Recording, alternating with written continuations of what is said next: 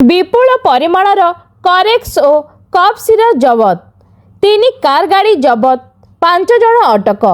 केन्दुझर जिला चंपुआ उपखंड जोड़ा थाना अंतर्गत हिंदी हाईस्कूल निकटस्थ एक ग्यारेज रे थिबा 3टी कार गाड़ी रे थिबा विपुल परिमाणर बेआईन कोरेक्स और कप सिरप को पुलिस जबत करिछि। कौनसी सूत्ररु खबर पाई पुलिस उक्त ग्यारेज रे चढ़ाऊ करिथिला। तेबे ग्यारेज मध्यरे थिबा गोटिए स्कॉर्पियो और 2टी बोलेरो गाड़ी रे थिबा प्राय 10 पेटी ऊर्ध्व कोरेक्स सिरप को जबत करिछि।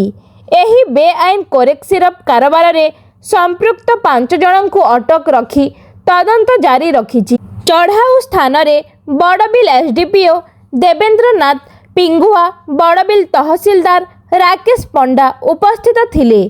पुलिस घटनार तदंत जारी रखिथिबा ओ परे ए नै अधिक सूचना देबो बोली जोड़ा आईआईसी सुशांत प्रधान सूचना देइछंती। चंपुआरु प्रदीप कुमार महांतंक रिपोर्ट अनुध्यान टीवी।